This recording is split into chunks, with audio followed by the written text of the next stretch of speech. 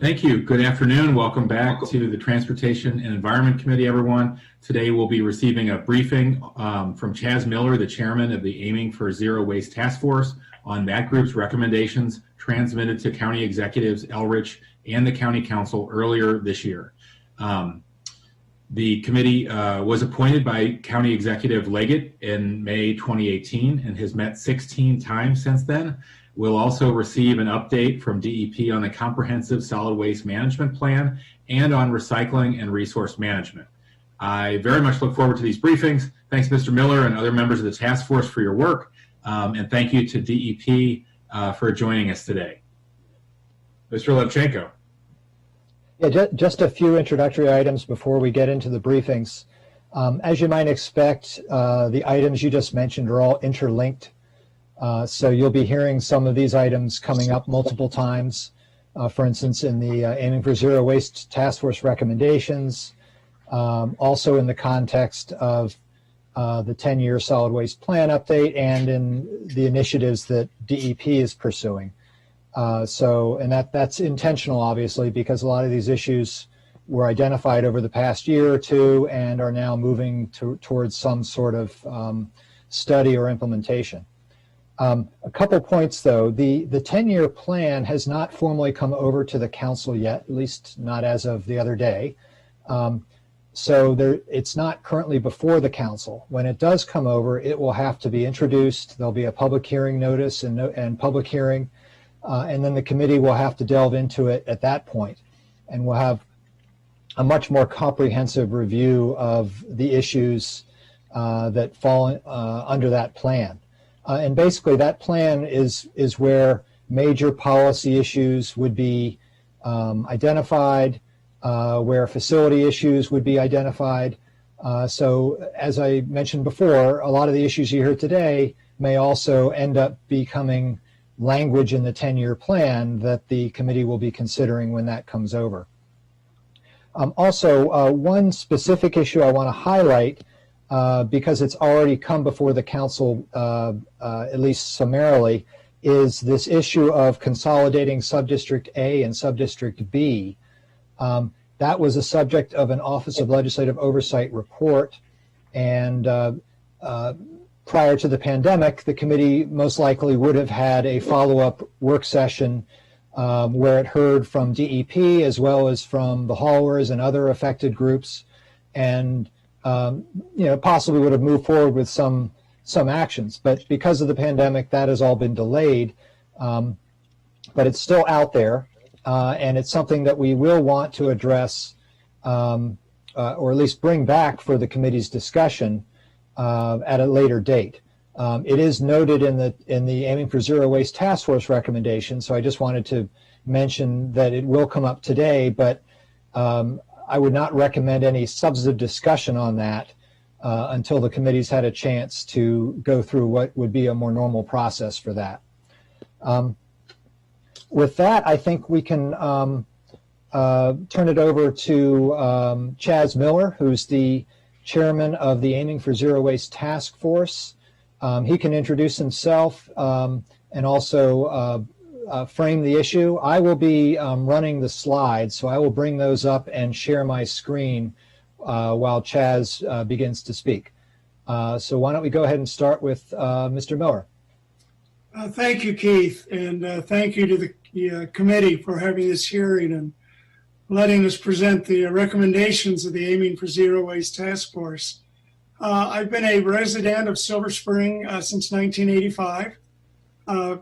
My career in solid waste and recycling began in 1976 at the US EPA and its original sponsorship and promotion of curbside recycling. I've also worked for the glass packaging industry and for the National Solid Waste and Management Association, where I handled their recycling issues in particular, but also worked on a number of other waste-related topics. And I was honored actually recently by the National Recycling Coalition with their Lifetime Achievement Award. Proves, I think, that I've been around for too long. Congratulations. Thank you. Keith, you want to do the next slide? Sure. What I'm going to talk about is a little bit of the history of the task force, look at the membership, the results of the benchmarking study that the task force consultants did, and then conclude with our recommendations. I might add one thing. I was also a member of the SWAC in the mid-90s for 6 years, I think it was. The next slide, we've got it. Thank you. Nope, SWAC? before. My mistake. What was Back to that? the previous one, Keith. Okay. we Yes. were appointed by, SWAC is, can you explain SWAC, solid the waste? Solid Waste Advisory Committee. Sorry about that. Back in the 90s, actually, when when the county switched to the mixed paper, we were involved in that particular issue. We were appointed by Mr. Leggett in May of 2018. We met 16 times. Our last meeting was on April 15th, and then we had a whole bunch of follow-up on the transmittal letter to the council with our recommendations. We do have an extensive website with all documents that were presented in the task force, and the link to the website is in the packet that Keith put together.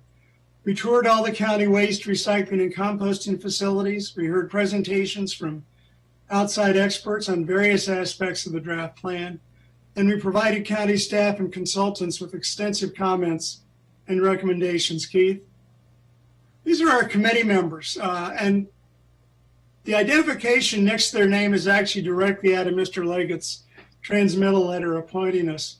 Sarah Bixby, who's the Deputy Executive Director of the Solid Waste Association of North America, which is headquartered in Silver Spring and is an international association. Peter Ettinger.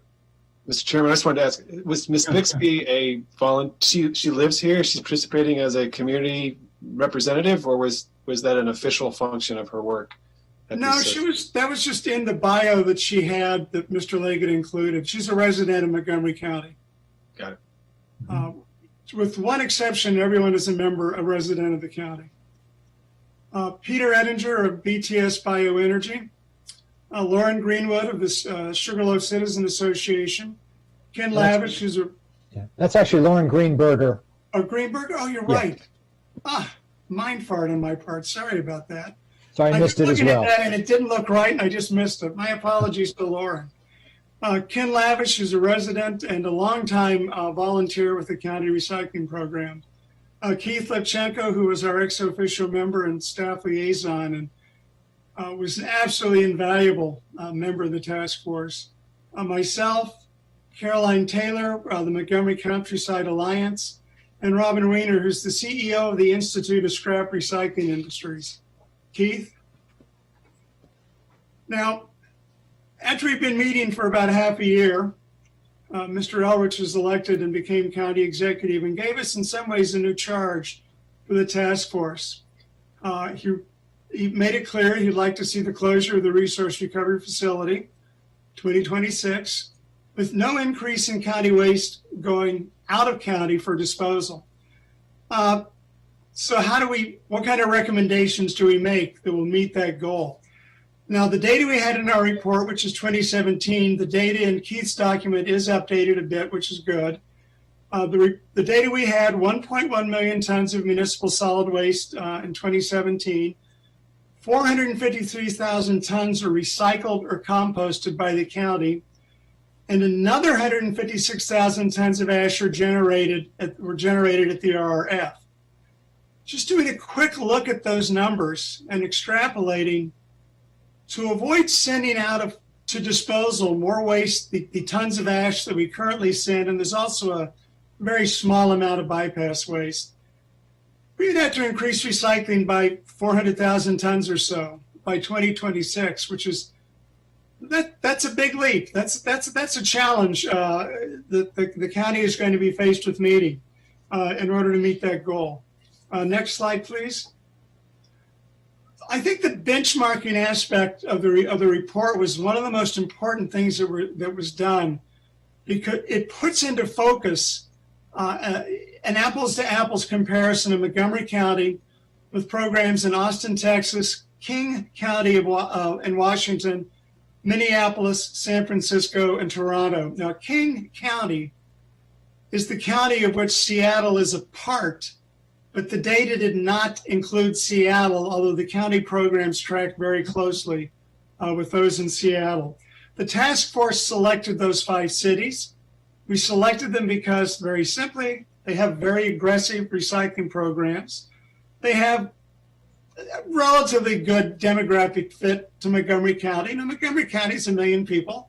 It's got its own unique demographics. It's hard to get a perfect fit.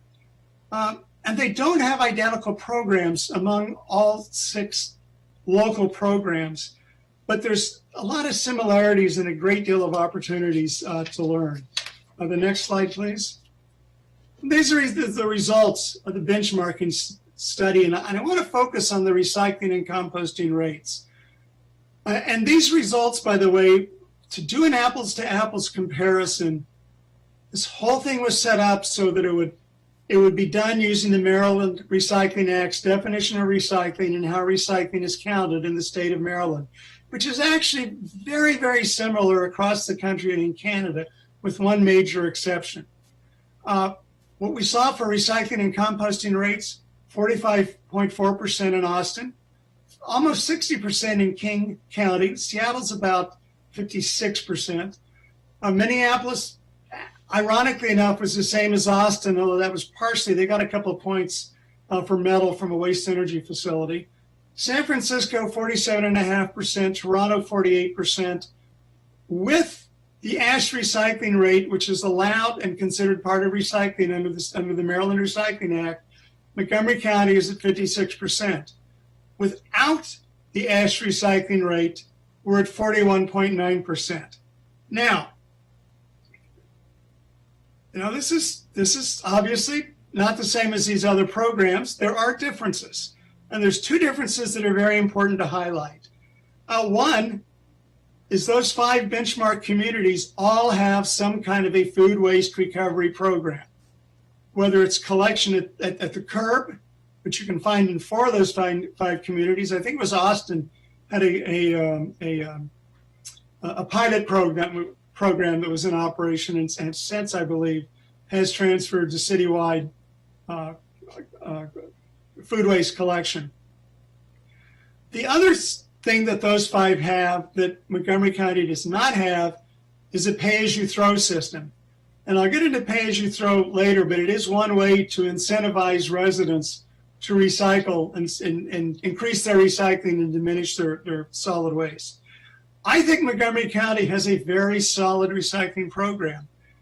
We can do better. And I think what we saw in these other communities is we can aspire to higher recovery rates. Keith? So let's get down to the meat of our recommendations. And this slide and the next one are the really heart of the recommendations. I'm not going to read this word for word, but essentially it's this. If we're going to achieve the 2026 goal, the council will need to do an analysis of additional diversion of recyclables and organics. What can be achieved in that time period and succeeding years? And if we're going to get an alternative disposal options, the county needs to expand the analysis of the environmental impact disposal that was undertaken in the HDR study, looking at analysis of health and social justice issues in particular. And finally, the council will need to analyze potential impacts of all these various strategies on the solid waste charges. Keith? If you're going to do a successful transition to land disposal of the equivalent to what we currently send to land disposal, there's some serious work that the county must do, and some of it has to begin quickly.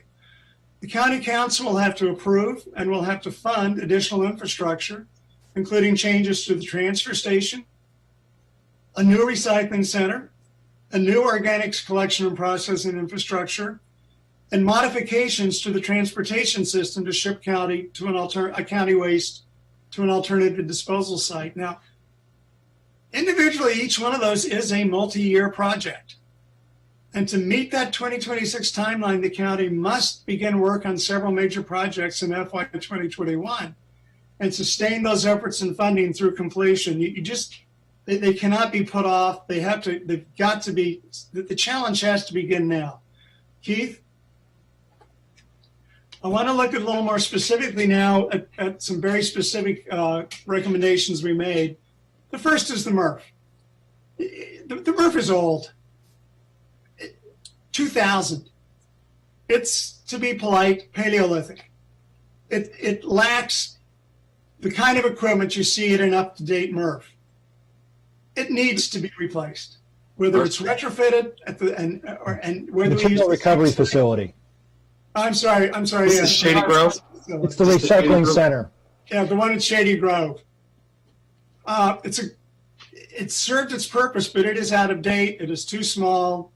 I happened to be almost exactly a year ago up in Winnipeg, Canada, speaking at a recycling conference. I had the opportunity to tour the processing facility in Winnipeg. At the time, it was the newest facility in North America. It had all the technology that we need to take the county program the next step forward. It had what's called optical sorters, which is a technology that literally uses optics to separate elements of the recycling stream for further processing. It had robotic arms, which are just that. It's a robot that is picking up specified recyclables or materials off the conveyor belt and putting them aside for recycling for further processing. And this is all powered by artificial intelligence. 5 years ago, robotic arms were unknown. Optical sorting was just starting up and just getting to be a real viable technology.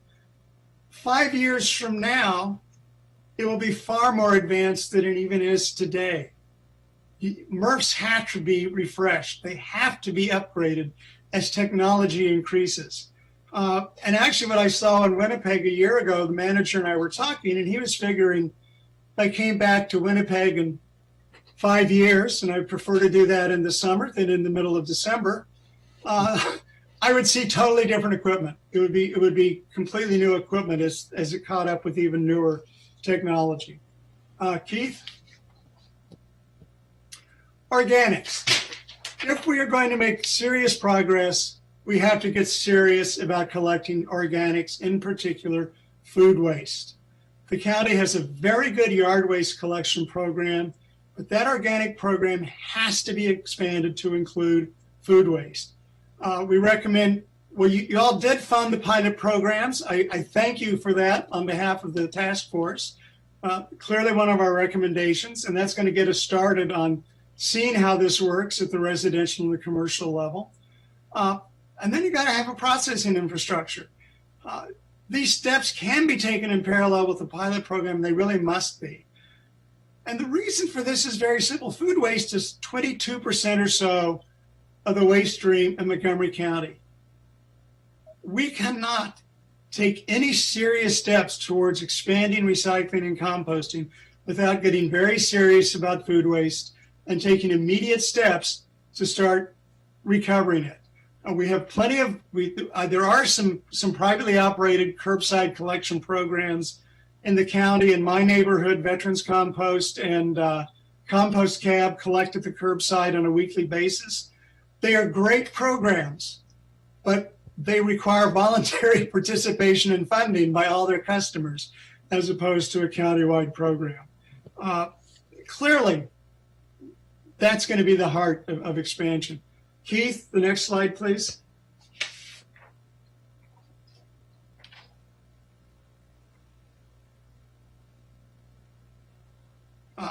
Now, the language is rather dry in the recommendation, HDR Task 9, Figure 2.1, pages 3-4. And that's for a reason, because there's about 30 different things for recommendations for source reduction. Source reduction is lowering the size of the waste stream. If we get people to create less waste through their own personal waste reduction activities, that's simply less waste for Montgomery County to manage. It's sort of like being a dentist and avoiding tooth decay. That draft, that figure had about 30 items, a lot of different things: food waste reduction, a reuse center, carpet recycling, mattress recycling, a whole bunch of things that the county can do to lower the amount of waste that's created, to lower the amount of material the county has to deal with in terms of collecting and processing and hopefully recycling or composting. Keith? Increased recovery of OCC. OCC is a trade term. Old corrugated containers, you know them as cardboard boxes. And all three of you see them all the time through e-commerce. The county has seen an explosion in e-commerce since the pandemic began. To give you an example of how much it grew, in the first quarter of this year, e-commerce had about 11% of U.S. retail sales. At the end of the second quarter of this year, that had shot up to 16%. That's an extraordinary growth in a very short period of time. And you see the result in your recycling bins, or unfortunately, in your garbage cans. As unfortunately, not everybody does the work they need to do in recycling those boxes. There's a lot of boxes out there. They're very easily recoverable. One of the advantages of recycling those boxes, they have great markets. Markets for corrugated boxes right now are stronger than they've been in, 3 years, maybe longer. Very good markets. So we certainly believe there needs to be some targeted education focusing right on OCC. It's a tremendous boost to the program. Next one, Keith, please. Construction and demolition waste. C&D, construction and demolition waste, is not part of MSW. It's not part of what we get at the curbside. It's not part of what the county handles for the most part at the transfer station in Shady Grove, although some does get dropped off there. But it's about 20% by weight of the total waste generated in the county. There are source reduction measures. You can do recycling, you can do reuse. The county just needs to consider some ordinances to require higher C&D diversion rates and to promote salvage and reuse markets and work with the building community in doing those. You can get a tremendous impact by working on C&D. Keith? Education enforcement, and again, a thank you to the council. One of the things of our recommendations was to include 3 additional FTEs in the department's budget to aid in enforcement, and you did that, and I appreciate that. You know, recycling is harder than garbage. Garbage is very easy. You just put it on your curbside once a week, and it's gone when you go back to your bin. It's just gone. Recycling is harder. Recycling requires people to do something extra. People have to keep stuff out of that garbage bin, and they have to put it in Montgomery County in one of 3 bins. They have to either put it in a paper bin, they have to put it in a commingled materials bin, or they put it in a yard waste bin. And that's a little bit harder than just putting all your garbage in one can and forgetting about it. And that's both the strength and the weakness of recycling. That requires education and it requires enforcement. They are absolutely crucial to lowering the kind of contamination that plagues any curbside recycling program in America. Now, the county has been doing an enforcement pilot program focusing on 3 collection routes, which have very high contamination. They got contamination at 40% and higher, which is well above the overall contamination rate that goes into the facility at Shady Grove. They were able to reduce that contamination. They reduced it by about half. So that's progress. But unfortunately, education and enforcement are ongoing. That work just needs to be done time and time again. I think eventually we will create a recycling culture in this country. As a country, we happen to be pretty good at putting out our garbage. I mean, yeah, you see litter, but people on the whole are very good about getting their garbage out. We're just not that good about recycling, and that's where that education and enforcement plays a part. Keith? Next, pay as you throw, which is one of the word terms used for this. Save as you throw is another term that's used. Pay as you throw means that residents are billed for their garbage collection services based on how much they put out. The idea has been around since the early 90s. It began out in Seattle, I believe, as a matter of fact, out on the West Coast. It's a very effective way of sending a signal that the more you recycle, the less you pay overall for your waste services. Now, Montgomery County, with the solid waste fee system, is a little more difficult for doing a pay-as-you-throw system. Got to figure out how to do this without undermining the financially secure base that system brings for fixed costs, while also requiring generators to do variable fees for the amount of material disposed. That can be done. It ain't going to happen overnight. It's going to take a study of a new system. It's going to take a study of how to figure out how to encourage more recovery and less waste while preserving the base that the solid waste fee gives us. But it's doable. And again, we found that in every single one of the benchmark communities. So it's clearly something that helps increase recycling. Keith? This is our final recommendation, Subdistrict B, and Keith gave you a little bit of a lead into that, and I appreciate that.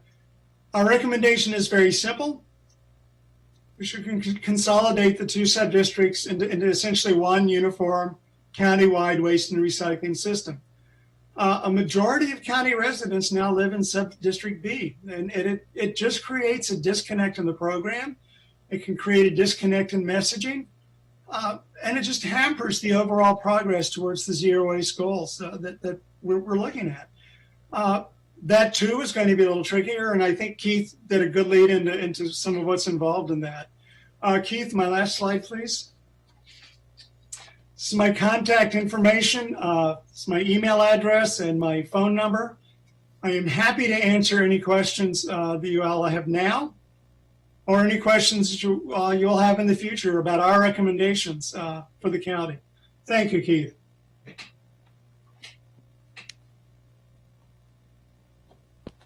That's terrific. Thanks, Chaz. That's an enormous amount of work. We're grateful to everybody on the committee.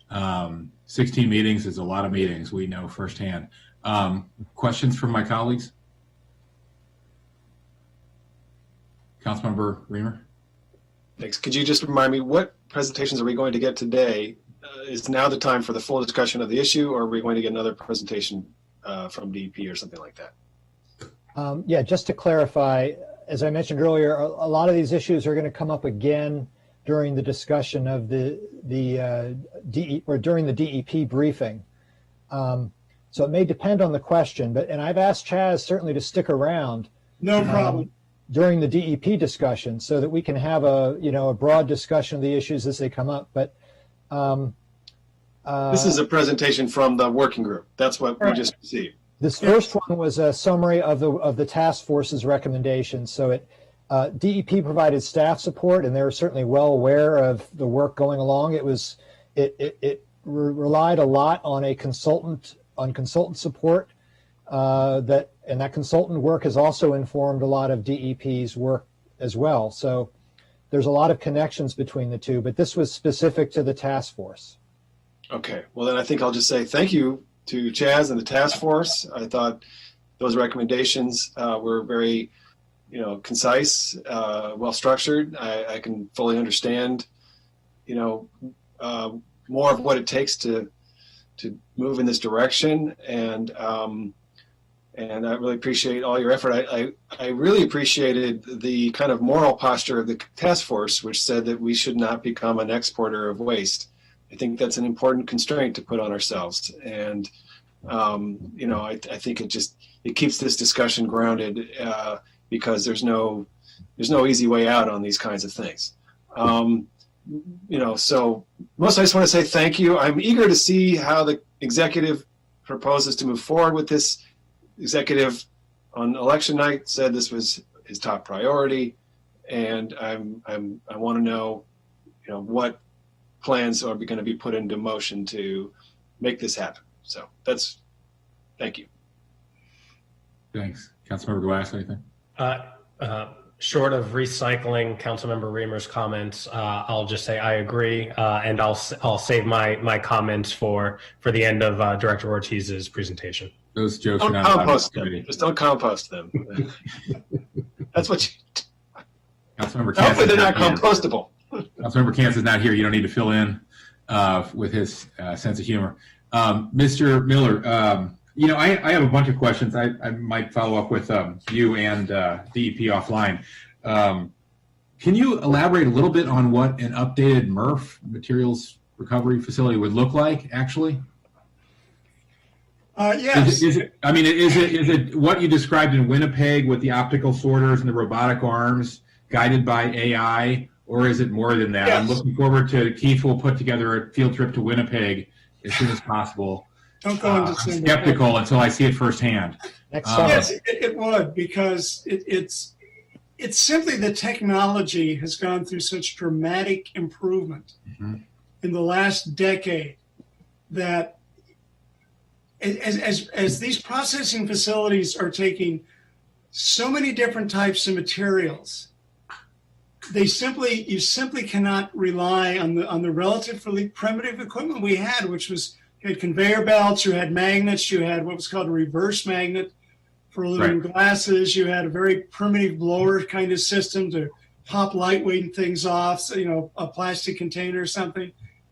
Now you need optical sorters, which can distinguish between plastics by resin type, can distinguish by color, which can take a three-dimensional object such as a clamshell for blueberries or a bottle for soft drinks or beer or what have you, and distinguish that from essentially a flat one-dimensional item like a piece of paper, and can distinguish by size and shape. It's an extraordinary breakthrough in terms of sophistication and ability to process. And even in the last 2 years, the number of what we call picks per minute have doubled. So that some of these systems can now do 70 to 80 picks per minute, and they can do it successfully. It's just technology improving. That's really helpful. Thank you. Can you talk a little bit, to the extent you know, about what we're looking at if we were to switch to that sort of facility next year? What are we looking at in terms of cost, and what does that look like in terms of staffing, ongoing costs?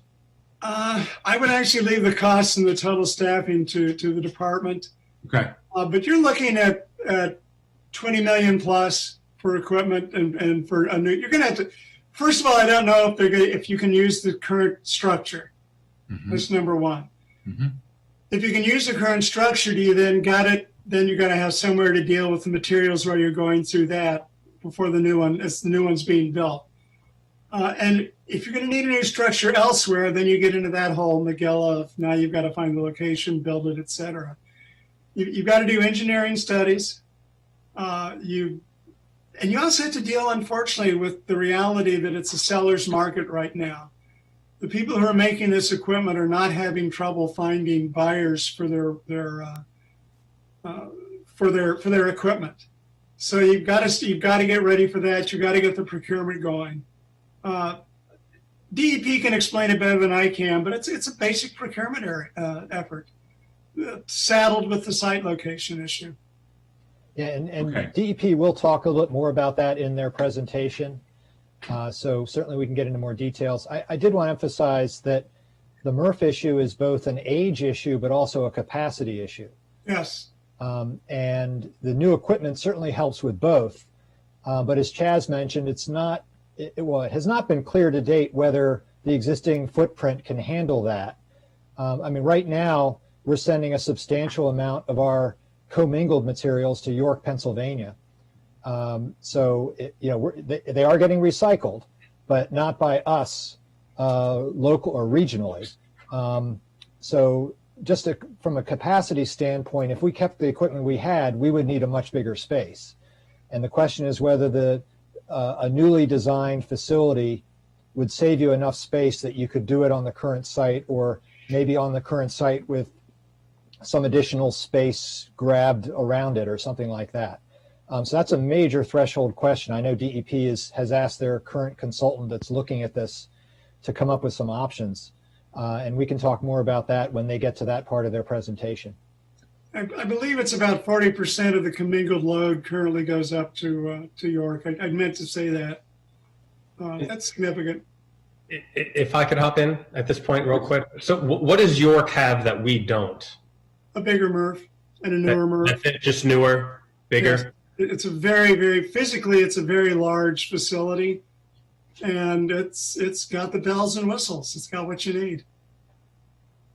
Okay, thank you. Okay. I want to follow up with you on the construction demolition waste as well. About 14 years ago, I put in a state bill to create a study commission on that, and MDE didn't want to talk about it, so it never went anywhere. So hopefully we could do something in the county. Okay, Keith, I think we're on to you with the next topic. Yeah, we have DEP here to talk about both the 10-year solid waste management plan status, which I mentioned earlier, is in the works, but not over to the council yet. And then also a number of initiatives, some of which you've already heard about that are moving along, others which are they're looking to pursue within the next year or two. So we'd like to update the committee on those. And then I'm sure that will spark more questions, and we can have Chaz here as well to provide his thoughts on that and how they relate to some of the task force recommendations. So with that, I'll turn it over to DEP to move us into this next presentation, and I'll bring up the slides. Thanks, Keith. Really appreciate that. Also, great to see everybody, first of all. Second of all, thank you, Chaz, and thank you to the Zero Waste Task Force. Just the scope and the scale of all the stuff they dealt with is so big. It's so monumental. It's so complicated. And they're really sort of grappling with the issues that are going to define the next 30, 40 years of waste and recycling management here in the county. The system that we have was designed in the 80s and built mostly in the 90s. And it's a very comprehensive system, but it's pretty much beginning to run its course. So Chaz's guidance, along with the other members, working with this committee and all the stakeholders and the advocates, we're really going to be defining. We're really at a defining moment for the system. So very grateful for that. So as Keith said, there's a little bit of repetition. So I'm going to scoot through some of these slides just to use your time as well as possible, so we can get to questions and discussion. And we're gonna, we sort of struggled in preparing for this because there's so many recommendations and there's so many things on the list. So we did cherry pick a little bit some of the items that we felt were of the highest interest or programs that were in process that we wanted to give you a heads up about. So Keith, you can forward to the next slide, which is just sort of a summary of what we're doing, but you can continue to the next one and actually I'll stop here. So this is the 10-year solid waste plan.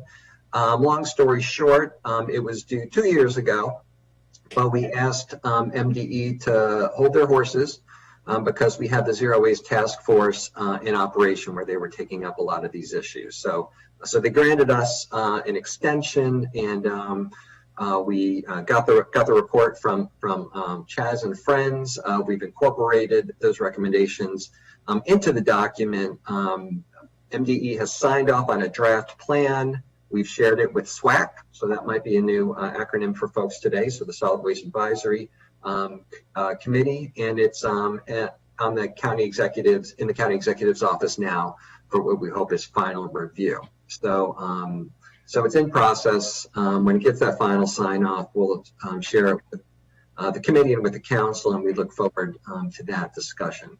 But I think by and large, all the major touchstones that we've talked about so far in this meeting will be included in that report. Keith, you can skip through the next two. So we did summarize the task force, but in the interest of not being repetitive, I want to talk about what we're doing at DEP on behalf of the county. So there's some things that are already afoot, and we'll talk about those. And then there's some that are pretty much ready for prime time. This committee, last time I was in front of this committee, we were passing out legislation on straws and number 6 plastics, and that's all part of sort of the next generation of things that we have to do, getting to the source reduction issue, trying to reduce the amount of inputs into the system and take more responsibility for them. So that's an example of just kind of moving things along. So these are, again, cherry-picked out of a long list of initiatives. So commercial food scraps recycling program. We have a pilot, which I'll talk about in a couple more slides, but that is underway. And we're excited about the direction that that's going and the response that it's received from businesses and from the community at large. Curbside food scrap recycling. We're in the development process of a pilot in 2 areas. We'll go into a little bit more detail about that. The third one, it's so important to practice what we preach. So what we found last year was that a number of our urban districts actually are not even in compliance with our own law. And that's not necessarily anybody's fault. You know, it's something we probably should have caught years ago, but we don't have enough recycling receptacles available curbside. So there's a lot of solutions to these issues, but if we want to get to this ambitious diversion target set out by the county executive and the 70% goal set out by council, we need to practice what we preach and make sure that we're providing this infrastructure in our public areas. So the council's already approved, as you may remember, more receptacles, recycling receptacles for Wheaton, and we're working next on Silver Spring and then Bethesda. So more to come on that. E-waste is a big issue. I mean, it's part of the recycling stream, so it's part about diversion, but it's also a safety issue. All of us are using more electronics. Electronics now are not powered by AA batteries. They're powered by lithium batteries, which are more compact and generate much more energy in that way, are much more dangerous. There's been more fires reported in our waste stream, whether it's on the back of collection trucks or whether it's at the transfer station and other places along the line. A lot because of this sort of combustible mix. So it's important that we do more to try to segregate out e-waste. Also, a lot of the stuff is still worth money. So there's precious metals, rare earth materials that are in a lot of these items. So we're going to be putting out an RFP to collect that in more detail. We also want to focus on backyard composting. You know, every time we talk about composting, all these big dreams of curbside and taking it to our own facility, we always get, you know, a very dedicated feedback from people about, well, people should be having even less of an impact and be composting in their backyard. We agree with that. We have programs to promote that, but we also will be stepping that up even more. So if we want to start making a big dent in this diversion rate, which is in everybody's interest, as Chaz said, we really need to get to the food piece. A lot of generation is on the commercial side. Not at this moment because people aren't eating out as much, but there's, you know, it's easier to regulate the commercial sector than it is the residential sector. So we know we want to start there, but to require to have mandatory food scrap recycling for commercial processors, we really need our own facility because it's just very impractical to expect so many of these generators to send the material to South Prince George's County at the Prince George's Organics facility in Upper Marlboro. It's just very costly, very time intensive. So that issue is really, really important. And then finally, you know, we're doing a lot of stuff at the local level. We're doing stuff here at the county. We're talking about infrastructure. We're talking about policy. We're talking to our residents. We're talking to our businesses about compliance. And that's important. We need to do that. But we also have to recognize that we're sort of the backstop. We're, you know, the government is, you know, the entity of last resort to deal with a lot of these issues. So it's important that we look upstream. Like, where is the stuff coming from? Why are we getting so much material?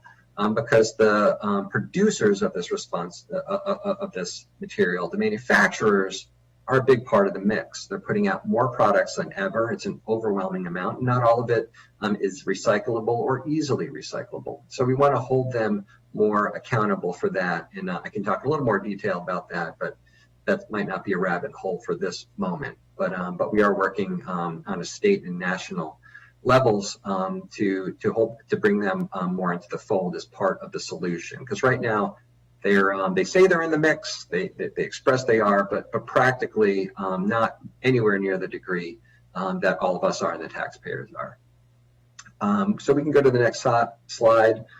I'm remiss in also mentioning I'm joined by Patty Bubar, our Deputy Director, and our Head of the Recycling and Resource Management Division, Willie Wayner, and we're going and they're going to tag team with me as necessary on this presentation. So the MRF upgrade, thank you, Chaz. You really queued it up for more than a year. We've been beginning to look at how do we get to this next generation technology? We're way over capacity by 40%. The quality of the commodity that we're baling and selling on the market is not as pure as it should be for a variety of reasons, but it's because the equipment is outdated. I don't need to talk in more detail because I think Chaz mentioned the issue. So now what we're looking at is trying to find the line between what are improvements that we can institute soon in the existing facility and what improvements should be made farther down the line in a new facility. So we've already received some consulting support from the Zero Waste Study and the consultant HDR, but we have more work to do to figure out, exactly what is the size of the new facility that we're going to need. Can we do it on the existing footprint of the transfer station? There's no question that we need to do it. The question is, what is the pace? What can we do sooner? And what can be done a little bit later? Willie, I'd like you to jump in and add any important details or anything that I missed that the committee should know about. Sure, thank you, Adam. So, in particular, thank you, Chair. Thank you, Council members, for this opportunity. And talking about the MRF, we identified this problem some time ago. We've been talking about this for the last 2 years. And after the work that's been done by the HDR consultant, we decided that we need to take it one step farther. And we secured the services of a national expert on recycling facilities that has been working for the last 2 or 3 months in basically on 2 options. Which we see as the most feasible at this time. One of these options is and both involve utilizing the existing footprint, the existing facility at Shady Grove. As Chaz was mentioning before, locating a new facility in a new location will be not only very costly, but it will take a lot of time, and we need solutions right now. So the 2 options that we asked this environmental and material recovery facility expert to look at was whether the existing facility could house totally new equipment and that could handle the totality of the incoming material that we receive, or if a more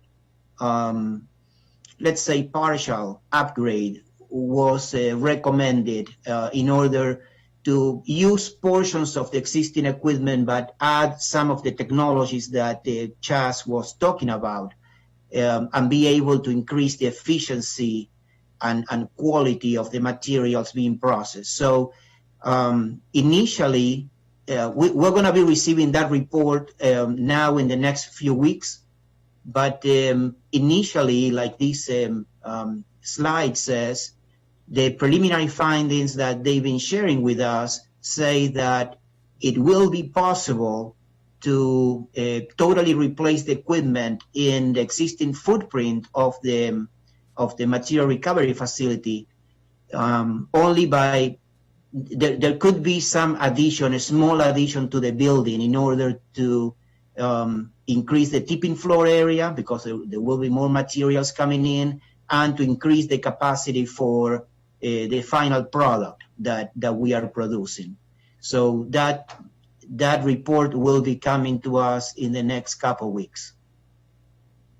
So we can get more into the details when we get that report, but what we want to communicate to the committee is that this is big issue to us, and we've been addressing it, but we want to make sure that we're thoughtful. So we don't want to rush decisions that aren't going to really last in the long term. But the time is right. The right people are at the table, and the technology is beginning to be where it needs to be. So Adam, this is Patty. The only thing I'd say to that is because of all these things we've been talking about, we do anticipate submitting a CIP project in the FY22 budget that would be this upgrade. So hopefully we can get all of these technical and engineering things sorted out in time to send something over to you in the CIP submission. Thanks. Any idea the scale? Not yet. We're waiting for the final study from the consultants, and then we'll have to go through all this and make these decisions. That would be the MRF update? Yes. Well, I think Patty was talking about an amendment to the CIP. Normally that would be in mid-January, but the executive also sends over amendments later in the spring. And I have a feeling that's more likely than January at this point. Absolutely. It will not come in January because we do have this work that we've been talking about to finish up. So, yeah. Thank you, Patty. Thank you for putting that on the committee's radar. Hans? What would be the impact of that kind of upgrade in terms of our recycling rate and all those kind of crucial goals that we're trying to achieve? Well, we don't have a final cost estimate yet because obviously we're still trying to figure out the scope, but we would go into debt to build a facility like that, so it would be spread over, we'd amortize those costs over at least a 20-year time period. Sorry, my question was, how will it enhance the amount that we recycle? Oh, okay. Is it improving the efficiency of what we do? Does it enable us to effectively recycle more of our stream? Or is it really about just doing a better job, with what we're doing? Help me understand. Sure. Willie? Yeah, I can answer that. Yes. So there are a number of benefits to having this new facility. The first one, we talked about the outsourcing of, Chas was talking too about the outsourcing of about 40% of our incoming material to the facility in York, Pennsylvania. This new facility will be able not only to process all the incoming material, 100% of the material coming in at this point, but also will be sized to take care of the increase in recycling that, of course, population increases will and new recycling programs increases will increase the amount of recycling coming into the facility. So we'll have ample capacity to process all that material. Also, not only processing the material, but as Chas was talking also, the new technologies that are part of this new equipment will be able to reduce the labor cost by about 2/3. These new facilities, we presently operate our current facility with about 47 sorters, that's 47 FTEs. The new facilities that are being constructed today operate with probably around 20 people total. Just interject there. When I visited the center, I was surprised that human hands touch a pretty large share of the materials that are coming through there, to sort them through. I don't think people realize that when they put everything into their bins, that ultimately a share that does have to get sorted out by hand. It's kind of an amazing operation, but you're saying that will be less necessary in the future. Yes. Okay, but yeah, go ahead. Still, what I'm hearing is that it's improving the efficiency of our operations, saving funding, allowing us to handle our own materials, improving the quality of those materials, making them more marketable. Are we looking elsewhere for actually increasing the overall, recycling successful diversion of the county, or how much of a factor is this in achieving that important goal? And I'm totally on board with doing this. I'm just trying to understand where it fits within the multiple objectives that we have. Yeah, I think I'll take a shot at that, and Willie, feel free to chime in. The upgrades, I think, are more weighted to the efficiency of the system, that we can process more stuff faster and drive costs down. I think it will have much less of an impact on the amount of diversion, because really diversion occurs at the curb in the kitchen when people are making those decisions. If people make bad decisions and it ends up coming to the facility, we still need to sort it out. So I think to really get to the diversion that we're going to, we really got to get programs before things get into the truck. So that's where the composting comes in. That's where better enforcement of contamination at the curb, which we briefed you on a little bit before, but we'll provide an update today, and doing more to keep manufacturers from putting non-recyclable stuff out. That is where we're going to see a lot of the key gains, I believe. But Willie, do you agree with that? I know the machines are a little bit more precise, but in pulling out contamination, but already our contamination rate, as it moves through the system, people, as you saw, Hans, people are pulling so much stuff out, and they get, I think we're at a contamination rate of around 5% or so at the end of the stream. But Willie, can you speak to that and correct me if I'm wrong on any of that? No, you're correct. The only thing that I would add is that the new equipment also will increase the quality of the marketable materials that it produces, and it's very important in this market to have quality materials. I mean, there is a big difference in pricing between the different resins for plastics or the different, and I mean, huge differences. And so the more we can, these new systems, this new technology can better select what goes into what bin, let's call it, the more money we're going to be making in revenue when marketing these materials. So that's an added benefit of the new system. Thanks, Willie. Great point.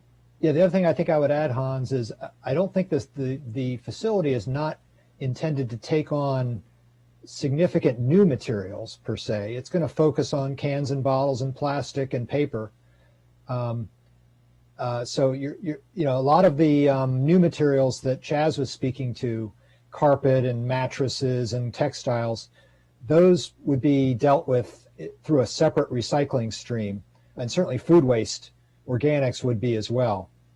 So it's all part of a larger picture to get that recycling rate up. Okay, unless there's more questions, we can move to the next slide. Was mentioned briefly, but organics are really where it's at, getting to food scraps.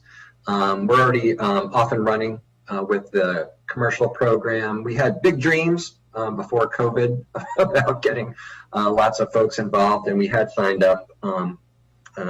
We were approaching 30 different partners, including big institutions, household names in the county, but because of COVID, we've had to scale that back, but still the truck is going out and collecting. As of today, we're approaching about 70 tons has been collected. Again, not what we had hoped for, but we're still running the program. We're still learning about how to onboard commercial generators of food scraps and getting it to the Prince George's facility. So we have a temporary contract with Prince George's to take the food scraps there. So that's working as an interim. It's not a replacement for a permanent system. That's a long drive, as you all know, between Montgomery County and Upper Marlboro and back. That's a long trip for a small truck to make several times a day. So we know it's not permanent, but it's working so far. We've also been, we recently convened, and Keith, you can go to the next slide while I just update the committee that we've convened a roundtable of stakeholders in the compost issue. It always amazes me how much interest there is in rotting food out there, but there's a ton. So we had a roundtable that included the Food Council, the environmental groups, some of the haulers, some of the conventional haulers, and then also some of the boutique food scrap collection haulers. So we're continuing to engage with them and get their advice and guidance, as well as report to them and get them on board, because we're all in this together. So related to that, oh, go ahead, please. Was there a comment or question? Okay.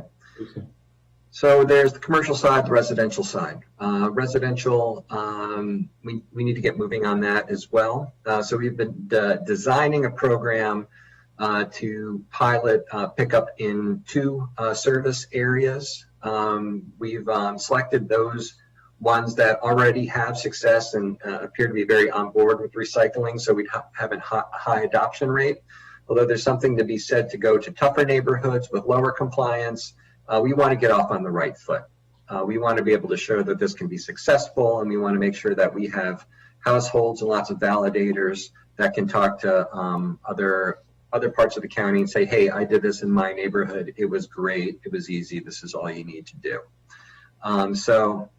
Our goal is to get to 1,700 participating households and just get going. We right now are in the process of working with some of our advisory commissions on what's the best way to roll this out. We want to, we're very interested in providing opportunity to some of the existing compost haulers. This is a growing industry, but we need to sort of figure out the procurement and solicitation vehicle for doing so. Willie, anything else you want to say on this? No, that sums it up. Really nice. Okay, thank you. So the sort of, the big kahuna question, and you can go to the next slide, is how do we get our own facility here in Montgomery County? Prince George's has what is essentially a regional facility. As I said, it's far away, so it's not very practical if we want to do any large-scale collection and processing here in Montgomery. So we need to figure this out. We're in the process. This is in the workshop now. We've been talking with the county executive's office. We've been using the resources that we have to study and come up with a proposal, and everything is still in the workshop, so nothing to report, but it basically boils down to 4 options that are under consideration. One is to utilize the existing facility. I think everybody knows, but if not, we have a facility adjacent to the RRF, where we have for decades processed leaf grow. That's the yard trim that's picked up on the curbs of Montgomery residents. It's taken up there and it's processed and it's turned into leaf grow. It's bagged on the facility and then it's sold on the shelves of home improvement nurseries throughout the region. Very popular product. We are prohibited from processing food scraps on that facility, and there's also a cap on the amount of material that we're able to process and bag at that facility because of an existing agreement with the Sugarloaf Citizens Association. So one option is to attempt to renegotiate that agreement, and there's been some preliminary discussions with the Sugarloaf facility to see if we can do full-scale food scrap processing on that existing site.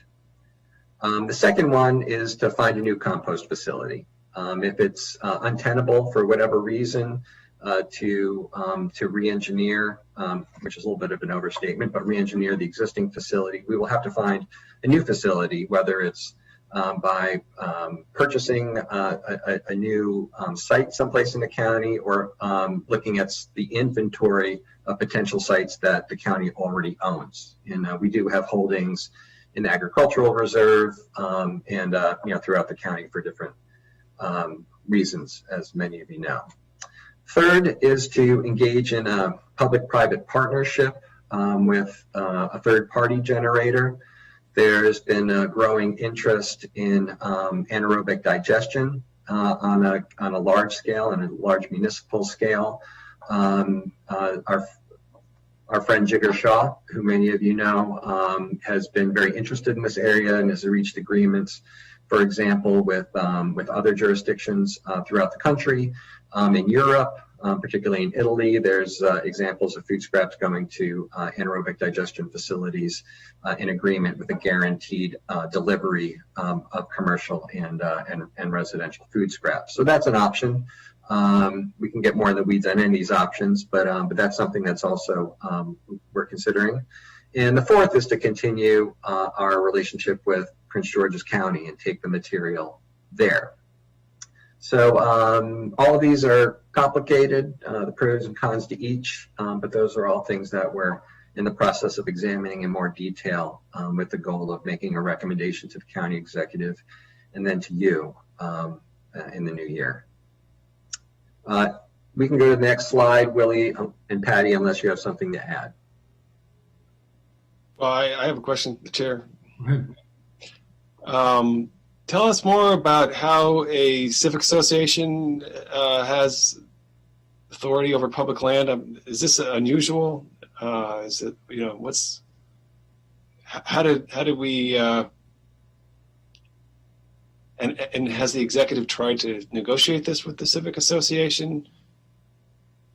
Yeah, that's a good question, Councilman.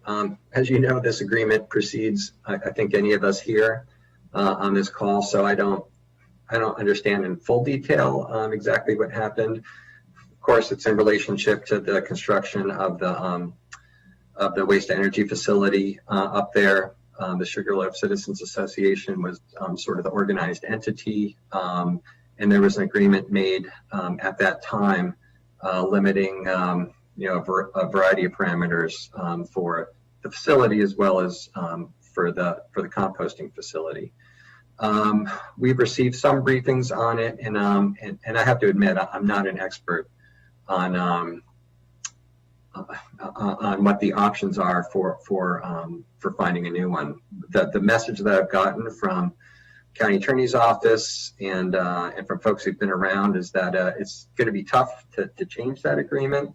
But you know, I say all this as sort of a newcomer to the issue, and of course not an attorney. Patty or Willie, is there anything you want to add? You hold a little more history than I do with this.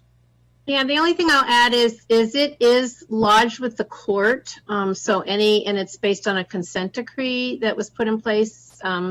As Adam says, not really sure exactly what the terms of the original consent decree were, but to make any changes, I do believe it's not something that is fully within the purview, necessarily the executive branch. I think there's got to be something that gets worked out with the courts too, or obviously with Sugarloaf, and then change something that's in the courts. So it's just a little complicated. I'm sure it is. I know that the impetus to shut down the resource recovery facility also comes from the Sugarloaf Citizens Association substantially. There's certainly some general, there's potentially general clean air benefits, although there's other costs if it is land, if it's just buried. But so I don't know. Perhaps there's a deal to be struck there, but anyway. One other point I might make is depending on the volumes we're talking about, if our program were to really capture most of our food waste, I'm guessing we might need more than just one option here. So we're probably looking at having to do multiple scenarios. Good point. How much would it take facility-wise for the entire county to be on mandatory compost? Willie, do you want to take that one?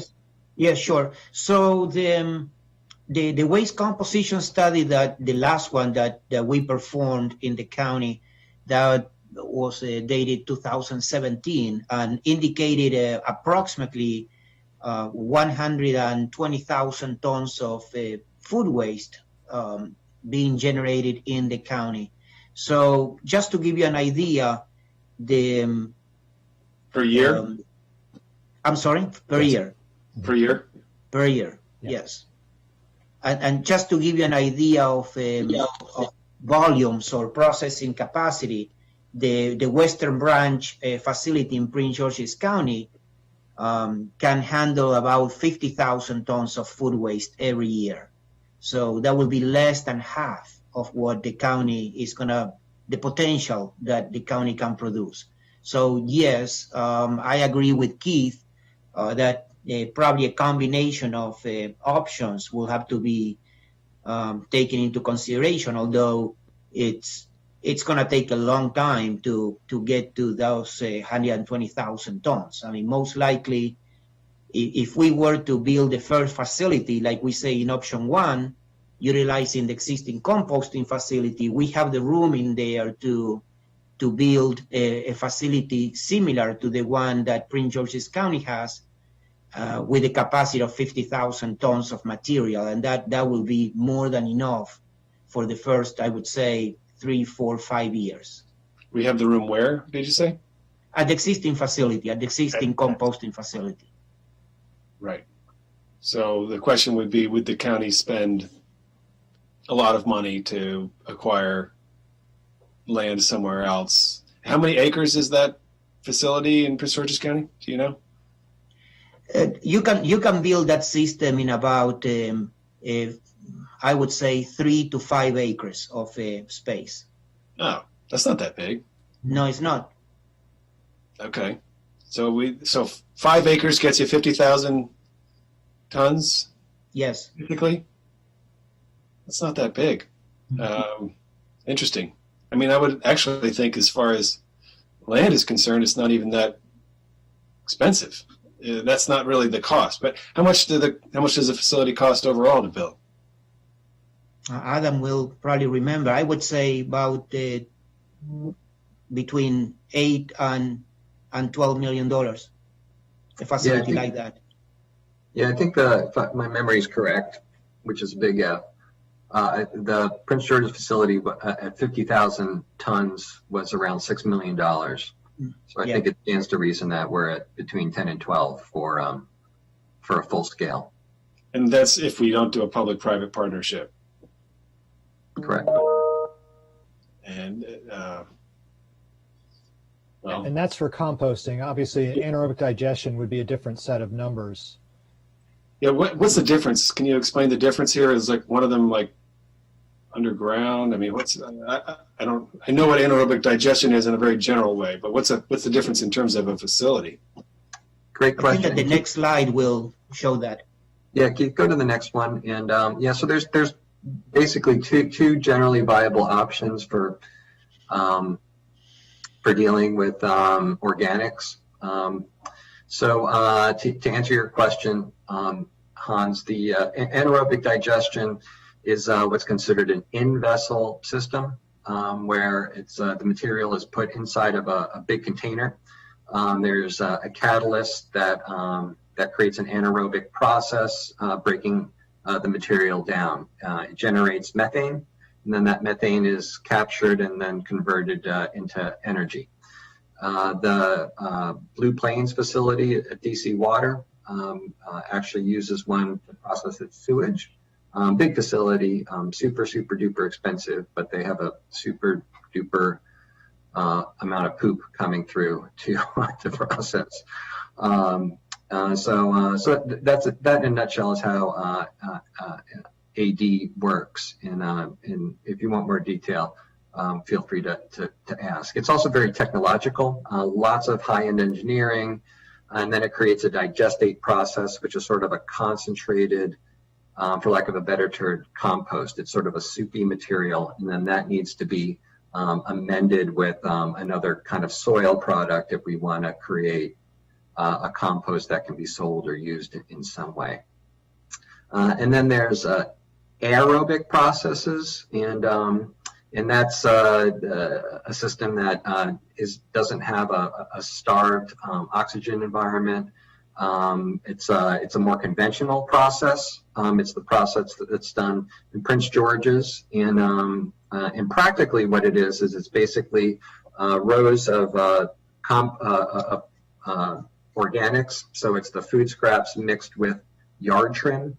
Food scraps are a source of nitrogen, and by mixing it with yard trim, that's a source of carbon. By mixing them together, it has potential for creating a better compost product. It's more rich, more successful. So it's mixed and then covered. So you see on the bottom left, there's this sort of, it's called a bunker system. So you see these sort of,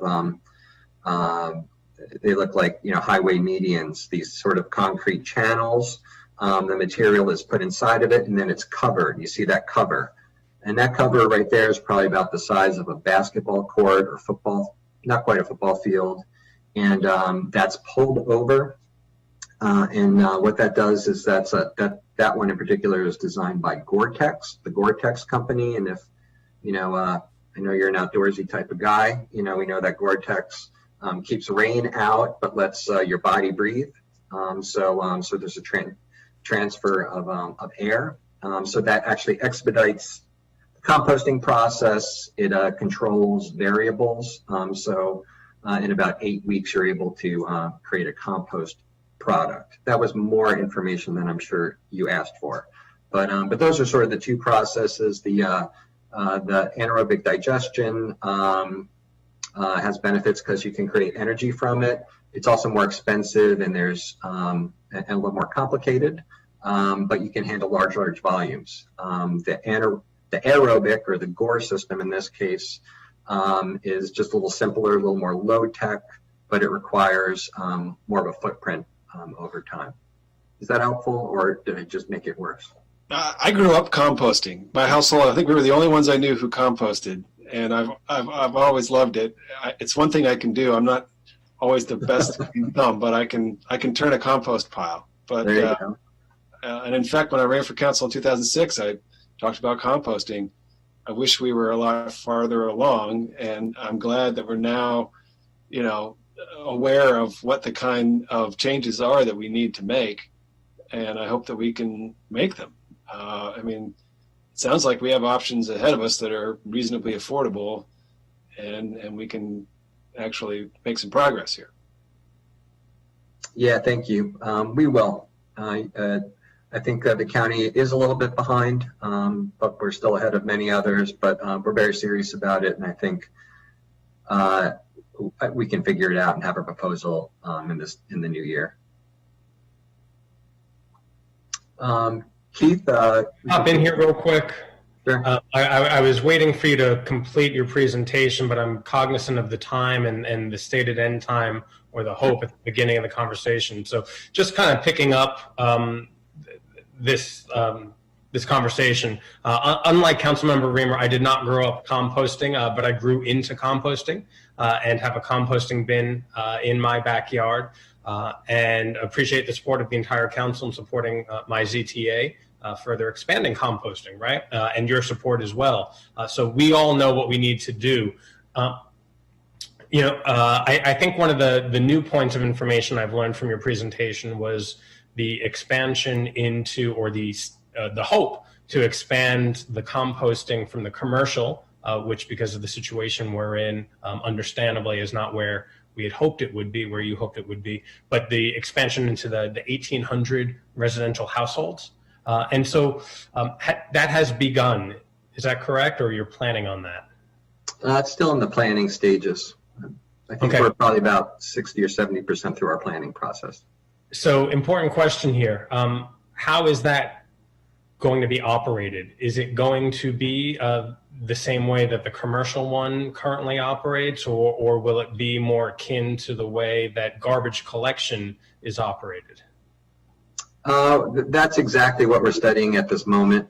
I'm not prepared to give an answer right now, but yeah, we see the pros and the cons of the different approaches, and we hope to have a report soon. Yeah, right. That's a tough one from your perspective. It's not so tough from my perspective, and I'll share with you my thoughts. We have some very innovative, burgeoning businesses here in Montgomery County who have recognized how far behind we are. And they have stepped up, and they are running economically viable, environmentally sustainable businesses here. And it would be an absolute shame if the county were to step in and basically put them out of business to do something else. And so I think the better model is the one that we have with the trash collection right now, where we partner with the private sector to do this type of work. Because again, whether it's Compost Crew or Veteran Compost or any of the others that are out there, they're doing this work and they're innovative. And they're scrappy, right? In every sense of the word. And so we want to encourage that type of entrepreneurship. We all do. And so for the governments, big G, to come in and put them out, I think would be a terrible shame. Yeah, Councilman, we don't disagree at all. I just haven't run my internal process to make any sort of announcement, and I don't want to get ahead of myself. But yeah, hear you loud and clear. I'll just leave it there. So, but thank you. Okay. I totally hear you. I'm good. If you want to finish your presentation, I don't know if anyone else wants to. Yeah, thank you. I'll thank you for pointing out the time. We get carried away over here. We're so passionate about stuff. So forgive me, Mr. Chairman, for running over. But just in a nutshell, you've all been briefed on the curbside compliance program. We've been able to reduce contamination by more than 50% in it. You authorized more positions for us to take the program countywide, and we're going to do that in this upcoming year. We're also rebranding the program as the Recycle Right program, so you'll see a lot of marketing, and I'll ask for your help in getting the word out to constituents. So we have a couple more slides on that, but I'm just going to stop because you know what that is, and provide more time for feedback or questions, if that's okay with you, Mr. Chairman. That's fine.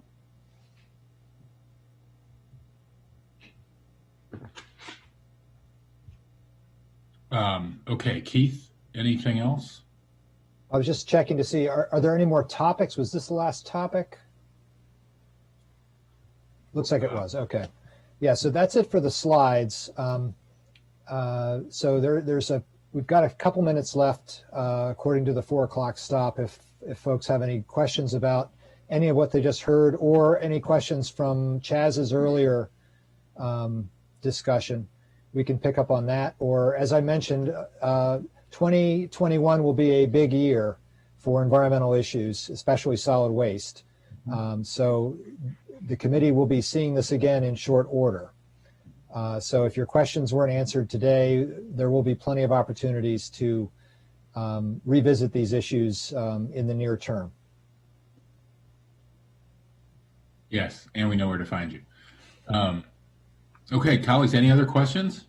Yeah, Hans. You're muted. Are you thinking that you'll provide homeowners with like a small e-waste bin or something like that? Willie? No. The program is going to be run very similar, actually, to the current metal program. It's going to be an on-demand program. So residents will have the opportunity to call in or schedule a pickup online, and the material is actually going to be picked up. You could put it in a cardboard box, or you can put it in any type of a container, and the same metal truck that is picking up on-demand metal will have a divider where electronics are going to be picked up too and delivered to the Shady Grove transfer station. That's great. Well, I would consider whether you might get enough additional material by providing a small container. I've started to set mine aside, and I'm still trying to figure out what goes, what I should be putting in the container that I'm setting aside. But I think it's a big leap for people to go to, the wires that the old charger or the batteries. This is just not something anyone's accustomed to doing. And I think you got to figure out how to get through to people, We will consider, maybe we'll consider. Sorry. I'm sorry, Keith. I'm just gonna the materials that we're going to be picking up, there's going to be a list, and of course we're going to be doing some education and outreach on this, but these e-waste pickups will include printers, TVs, copiers, as well. I mean, those are large items that there will be no container that really can house these items. But your average household has a lot of small items, right? I mean, these days, electronics are becoming disposable. Yeah. You know, for $15, you buy something that actually, I think, is something that should ultimately be disposed of in your e-waste program and not in the trash. And it's just as that proliferates. Yeah, Tom? We'll take that back. I just Good feedback. Sorry, Tom. No.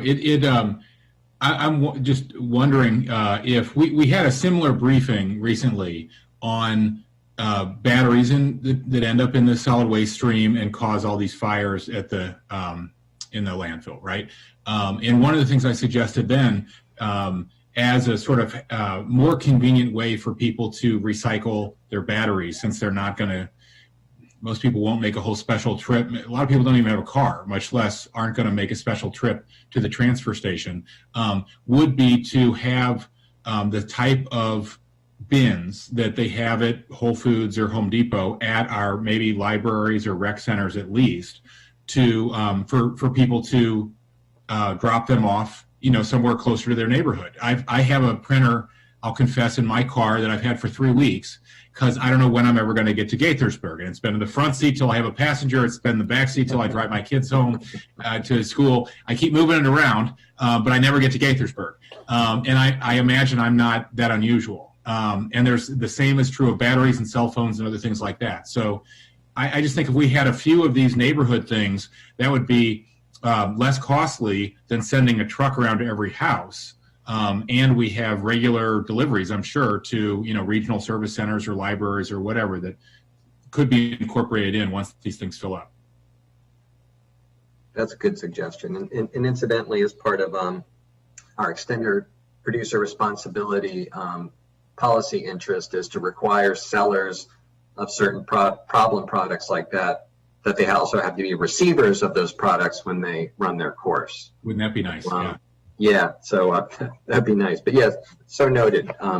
We'll take that into the workshop. Thank you. Great feedback. Thank you. I'll just throw in my 2 cents and agree with those sentiments. I used to go to Best Buy just to drop off electronic stuff, right? When they used to have, I think they still do. But types of those types of places, I think they're good models. Yeah. Got it. Thanks. Terrific. Okay.